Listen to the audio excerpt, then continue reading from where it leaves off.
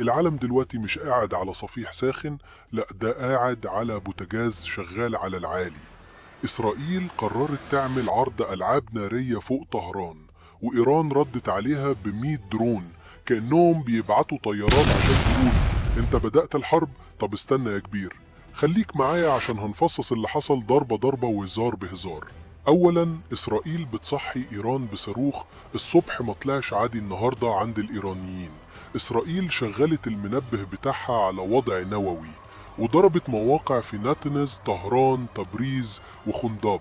بصراحة ما كانتش غارة، دي كانت تورنيه فنية. يعني يا جماعة لو في GPS للغارات كان هيقول الوجهة قلب إيران، المود انتقام نووي، estimated arrival في عز الفجر لما تكون نايم ومش متوقع.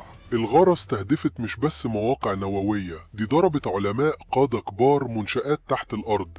يعني إيران لما صحيت لقت نفسها بتراجع شيت الحضور وتشوف مين اللي لسه عايش، مين اللي راح ومين اللي جاي، مين اللي اتضربوا. حسين سلامي، محمد بقري، حاجي زادة، علي شمخاني، اللي هم باختصار الافنجرز بتوع البرنامج النووي الإيراني. يعني حضرتك لو دخلت دلوقتي جوجل تكتب علماء نوويين في إيران هيقولك أوبس، تم الحذف من قبل المستخدم أو بواسطة إسرائيل. ولو دخلت لينكد إن إيران هتلاقي كل بروفايل كاتبين تحته متاح لوظيفة طالما ما ضربوناش.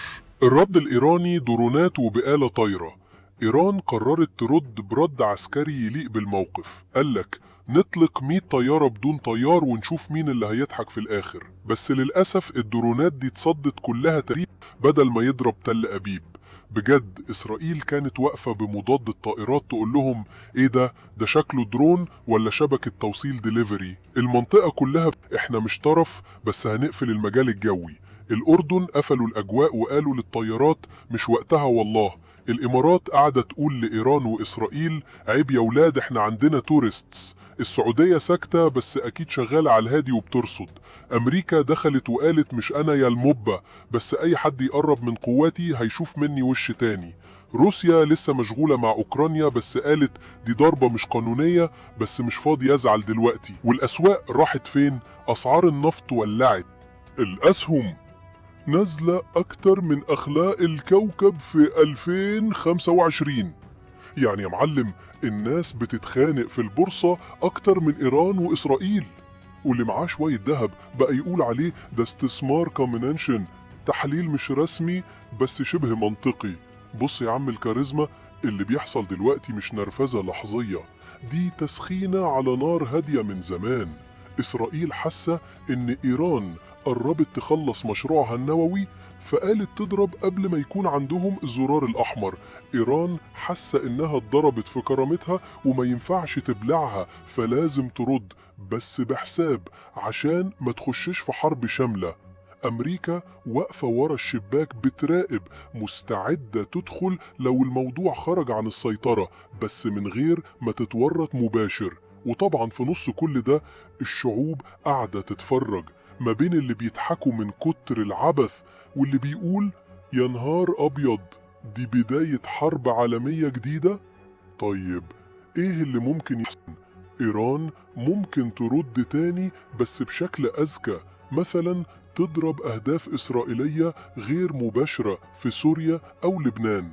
إسرائيل ممكن تقولك أنا كملت، لسه بدري على النهاية، وتضرب تاني. الخليج هيزود تأمين الأجواء، والدول العربية هتبدأ تقول كفاية يا أولاد شوفولكم حاجة غير الضرب. بس في سيناريو مرعب، لو حصل رد نووي حتى لو مش مباشر أو ضرب المفاعل، ساعتها العالم كله هيوقف. وطبعا لو أمريكا دخلت رسميا، احنا دخلنا في موسم نهاية الموسم بتاع الشرق الأوسط. العالم بيسخن يا صاحبي، وكل طرف بيقول أنا مش هسكت، بس في النص الشعوب هي اللي بتدفع التمن، مش الصواريخ ولا الطيارات. تابعونا على هاروت عشان نفهم اللي بيحصل، بس دايما عشان ما ننهارش من كتر الرعب. ما تنساش اللايك والشير والسبسكرايب، وخلي بالك لو الشمس طلعت من الشمال بكرة ما تتفاجئش، احنا في الشرق الأوسط يا عزيزي.